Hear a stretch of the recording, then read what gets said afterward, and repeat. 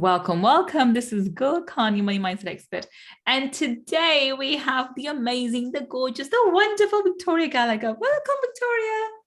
Thank you. Thank you so much. It's so good to see you. I love your painting behind you. All those are my favorite vibrant colors. Thank you so much. Most people do, and I love the vibrant colors as well. They're my brand colors as well, so they work well with my Ooh, book next to it.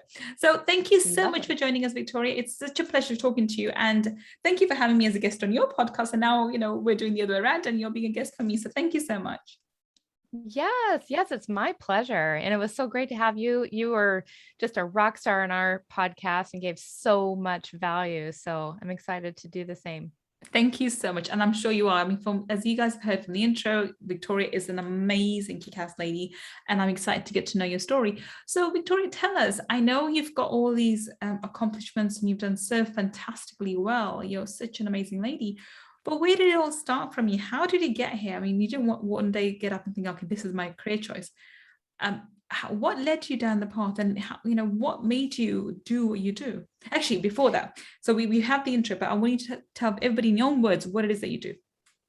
Yeah. Okay. So what I do, I call myself the law of attraction hypnotist. And basically I have mashed together the teachings of law of attraction, manifesting, all of that good stuff with the technique of hypnosis and Mhm. visualization. I've been a hypnotist for the last over 22 years. Wow. So what was your journey, and what led you to the law of attraction in the first place? So it all started off, I was, in a career that I worked really hard to get to. I was a financial consultant, Oh. and something that, I mean, you definitely have to have some intention to become that, pass Mm-hmm. all kinds of exams, Series 7, you name it. Yeah. And then on top of that, to make money in it, you really have to set yourself up with, lots of self-confidence, lots of motivation, lots Mm-hmm. of determination, to make those calls every day. And, so it was definitely something that I really, really, really felt passionate about for a while. And then fast forward to about 8 years into that, and I just kind of woke up one day and I was just having an anxiety attack, and I was just feeling super stressed out, and I just didn't want to do it anymore. Mm. And and there wasn't anything inherently wrong with the career that I was in. I just lost all my drive, lost all my Yeah. passion for it. And so I started that kind of set me on this journey to figure out what it was that I wanted to do. So I started taking some personal development courses, and I had always been pretty well read. It started off with, and we had to read Think and Grow Rich as part of our training curriculum to be a Really? stockbroker. Wow, that's Yes. interesting. It was it was literally, they had a list of all these. I don't know if it was required or recommended, but it was Mm. definitely on a list that I received of different things to read. And so I read about Think and Grow Rich for the first time when I was going through my stockbroker training. And, so I think even before that, I had heard about the law of attraction in Mm. a previous self-help book. And, so it was always like there was always like a little mild curiosity about it. But Mm. once I started going through the personal development seminar, we did some really interesting things in that class where it was just left no doubt in my mind that whatever you think about, you can create. Whatever Mm-hmm. you think about, you can bring about. And so much of the class that I took, I don't know if you're familiar with Bob Proctor, I but am. I um, am. yeah, Bob Proctor is a big advocate of the seminar, the PSI seminars that I went through, and so I just gobbled up. I did everything that that they had available, all the way from the advanced to the women's training to the 90-day coaching program, and I Mm. just really became very involved in that work. And I just knew that somehow or another, like that needed to be part of my new career path. Mm. And as part of that training, we there was this this long 10-day seminar training, and 2 of those days was done as a solo, where you're just kind of out by yourself. And I kept hearing to myself, I kept hearing uh, something to the effect of making these hypnosis or meditation recordings. I just kept hearing it over and over again. I Mm. could not get it out of my mind. And so talk about just having like a waking up to your purpose. And like, it wasn't even anything that I really had to think about. Like, it just came to me. And even, Bob Proctor was there at one of the more advanced seminars called Principia, and he even like validated my my idea. So he was there, and I told everybody I'm going to have 500 hypnosis recordings, and everybody was in that environment was cheering me on. Well, other people in my Mm. own personal world were not quite as, they didn't really Mm. understand this whole thing. They didn't understand that you could really create whatever you want. As everybody else was a little bit more like play it safe and Mm. and so fast forward to about a year and a half after that, I decided to go ahead and create a website, start making my first recordings. And my boss, who was a stockbroker, caught wind of what I was doing. Mm. And he gave me an ultimatum, and he Ooh. told me that it was a conflict of interest to have this other thing on the side. These days, I think that would have been okay. But back then, I mean, the internet was new, and Mm. there's just a lot of regulations when it comes to the financial services industry in the first place. And for whatever reason, he just, and I'm glad that he did.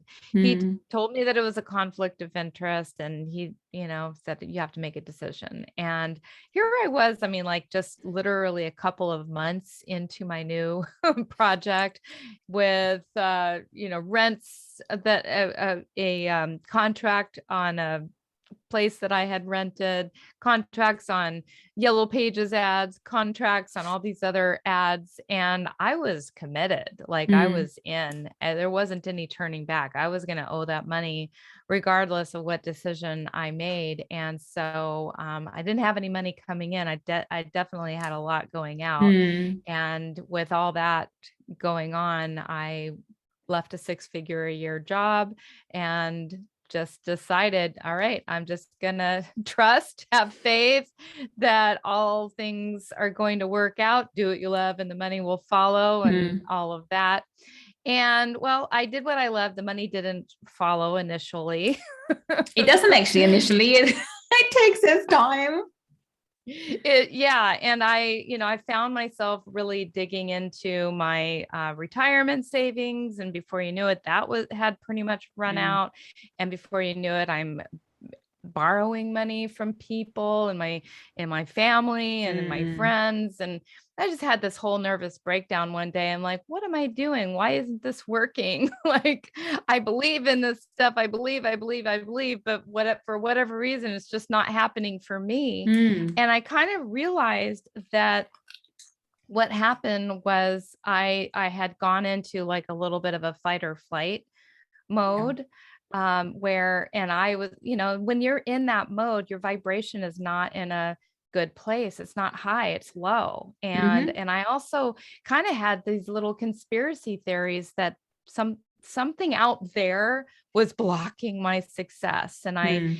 and it wasn't me. And until you really take ownership and responsibility that you're creating your reality, and then that's when the doors will actually start to open up for you. And that's exactly what happened for me. It was like this eye-opening, awakening moment one day where I also just kind of realized, I'm no longer even training my mind for success. All I'm doing is complaining about why it's not working. I'm not meditating.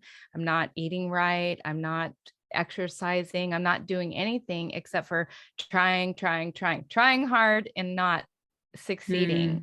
And so when I had that like moment, that epiphany, like, hello, maybe it's time to actually do all that stuff that I'm telling everybody else that they should be Mm. doing in my wonderful hypnosis meditations.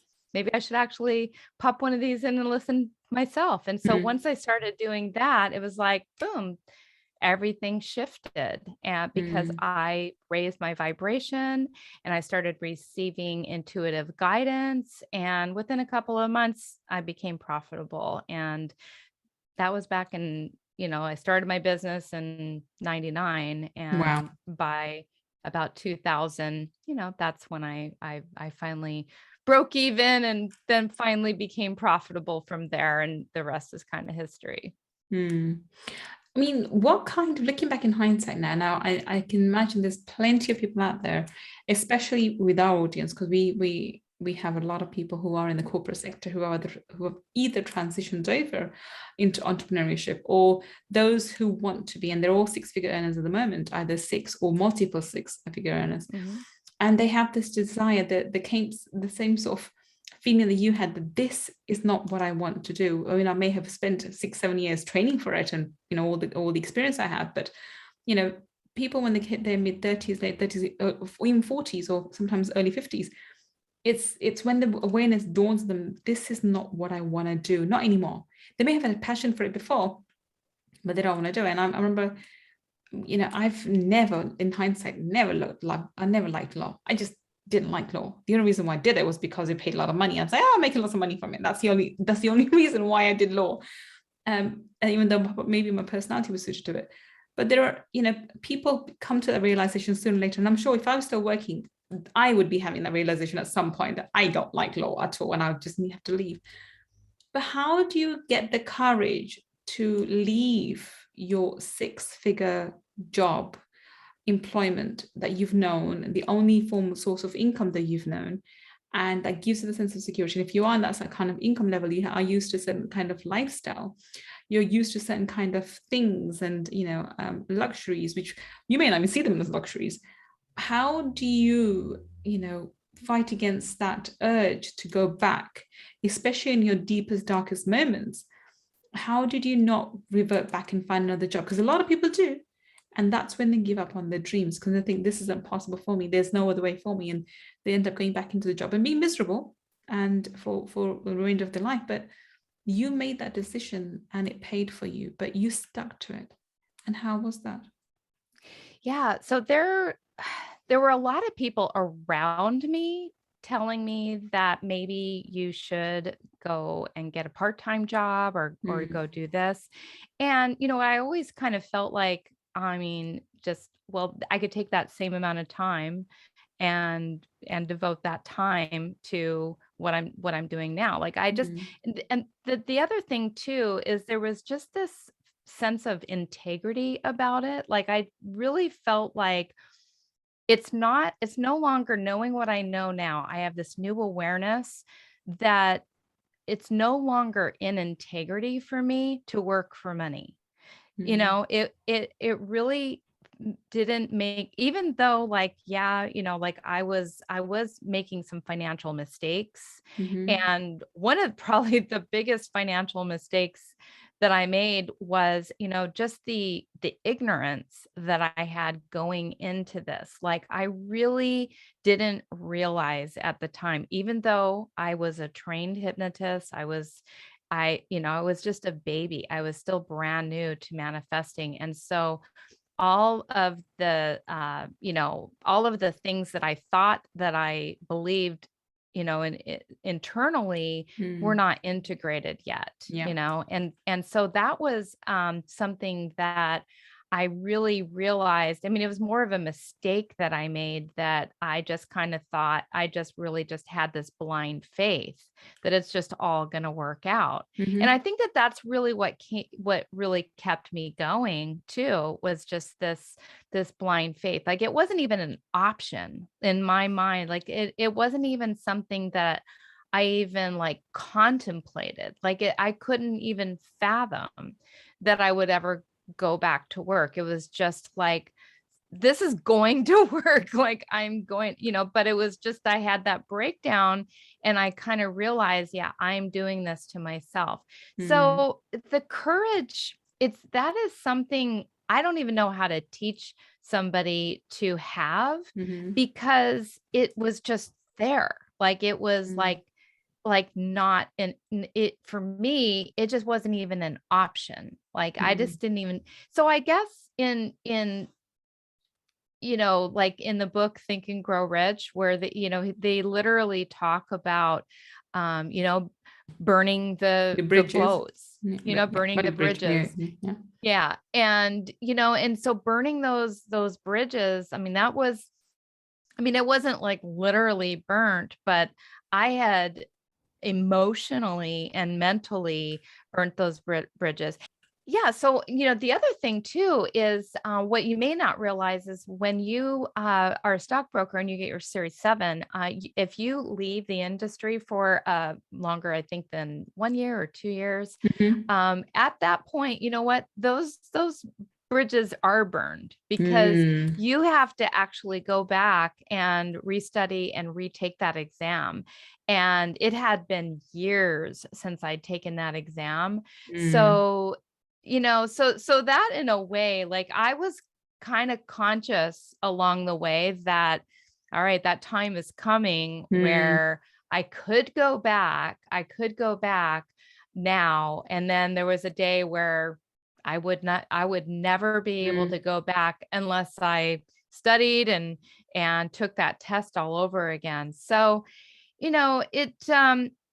it was really just not a question. I knew that I knew that I knew that I had made the right decision for myself. It was just a matter of getting it to click into my head that I deserve to be successful without Mm. also having to work so hard at it. And, because there's definitely going to be hard work at first, but hard work with some kind of payoff as Yes. well. Mm. So, the courage was, I guess, kind of built in from the very beginning of making that decision.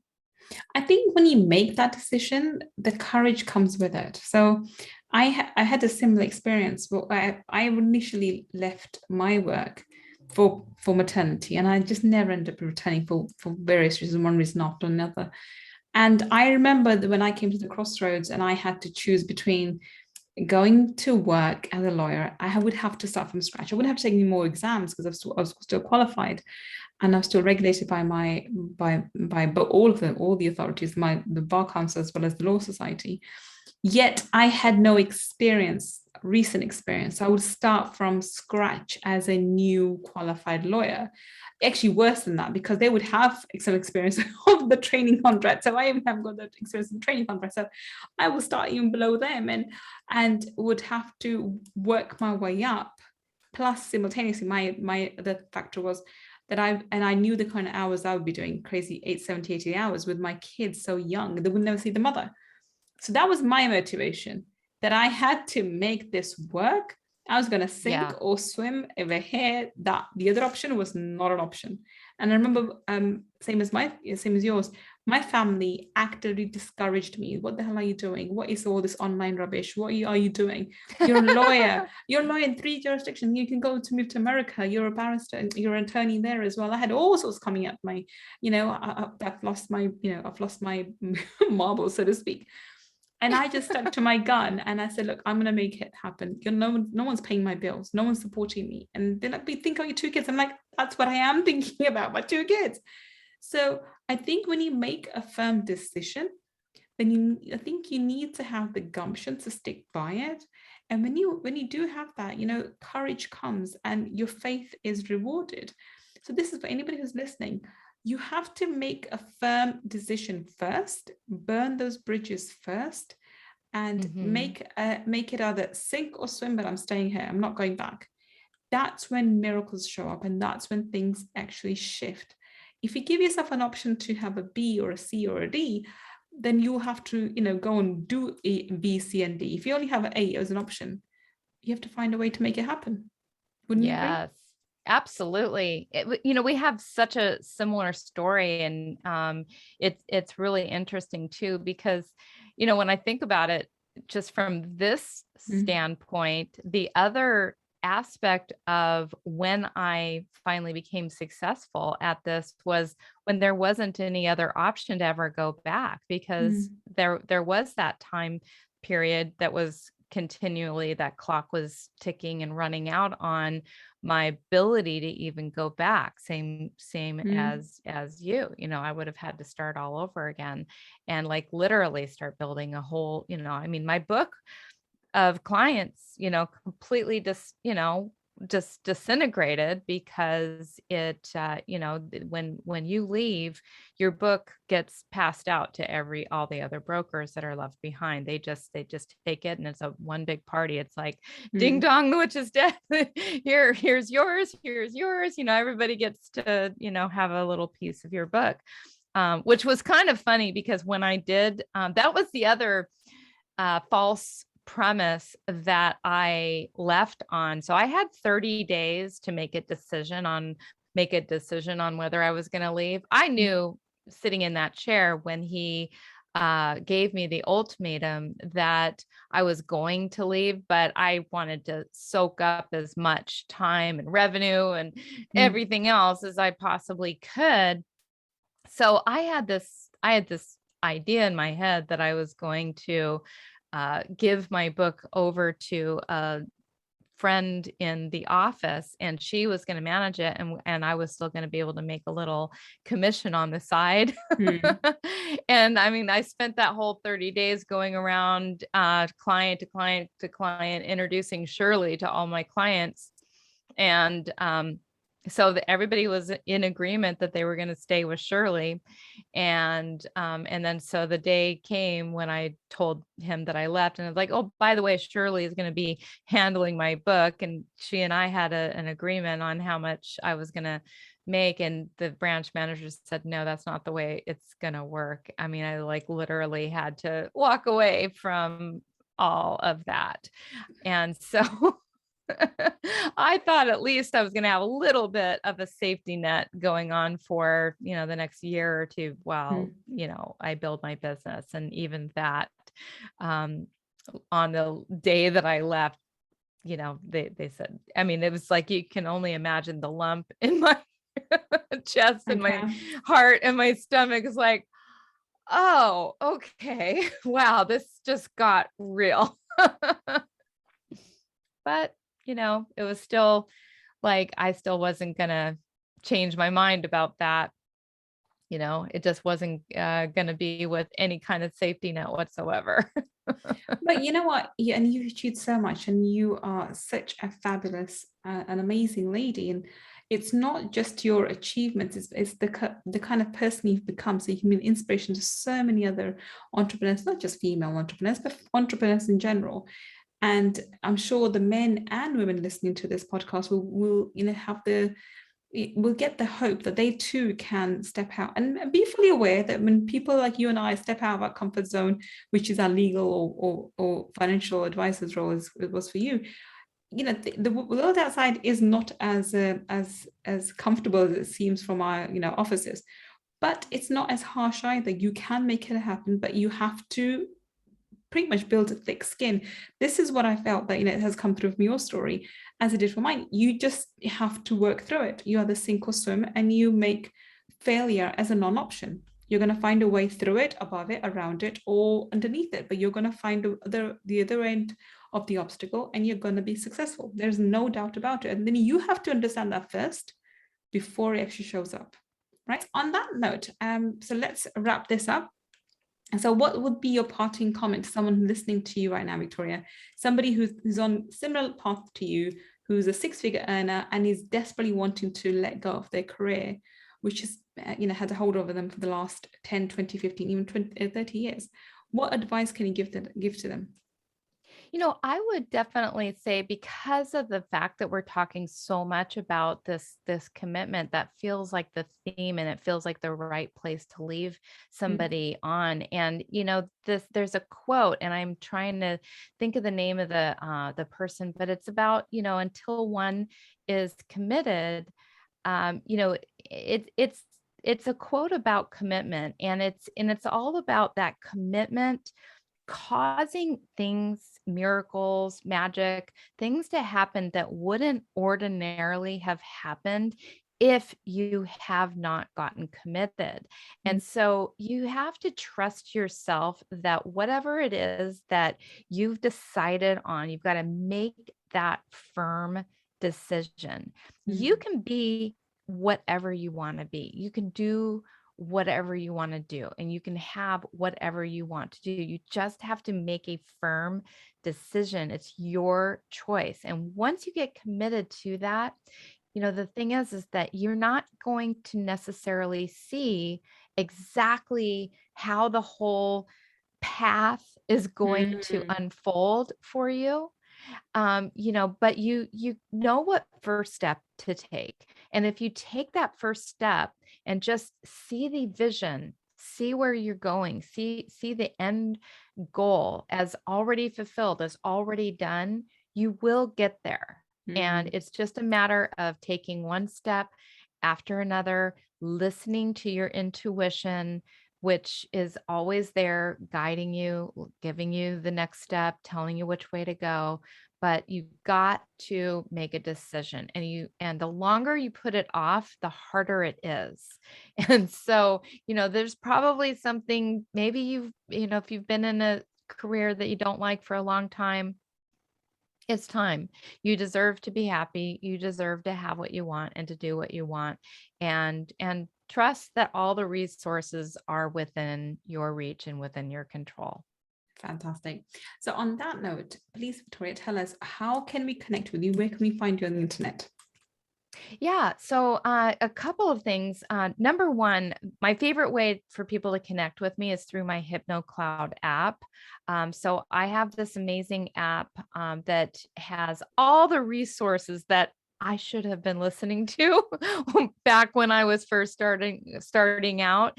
And it's really designed for entrepreneurs to develop that courage, develop that faith, develop that the focus muscle, develop all the things that it's going to take for you to get the mindset that you need to have. So go and download my HypnoCloud app. It's free of charge. And, there's a monthly cost to upgrade to some of the many of the other sessions on there. And then my website, Victoria M. Gallagher, is basically where you find everything else, all things, my books, my courses, coaching, all of that. Fantastic. So if you're listening to us on the podcast, in the show notes, we'll have all the links for Victoria. So do go and check it out. And I'll be downloading the app for sure, because I want to check that out as well myself. And if you're watching this on YouTube, then down below in the description section, you'll have the links for Victoria as well. Do go check her out. She's an amazing lady. And you've heard her story. She's overcome certain obstacles that I had to overcome as well, but we've come out the other end, both of us, and she is an amazing shining star, and can be an inspiration for all of us. Well, thank you so much for being such an amazing guest on Friday Feature, Victoria. We have to have you back on Money Talkies and pick your brain about manifesting and about hypnosis all combined together. So please do come back and join us on Money Talkies. I would love to. And thank you so much for having me as a guest on your show. You're an amazing interviewer, amazing person. And I really appreciate the time that you took to share me with your audience. Thank you so much, Victoria. And you've been an awesome guest. Thank you so much. And thank you for listening to me and Victoria on Friday Feature. I will be back on another Friday Feature segment with another amazing guest, sharing their story of how they've changed their life by changing their mindset. Until the next time we meet, this is Gull signing off. Take care and bye for now.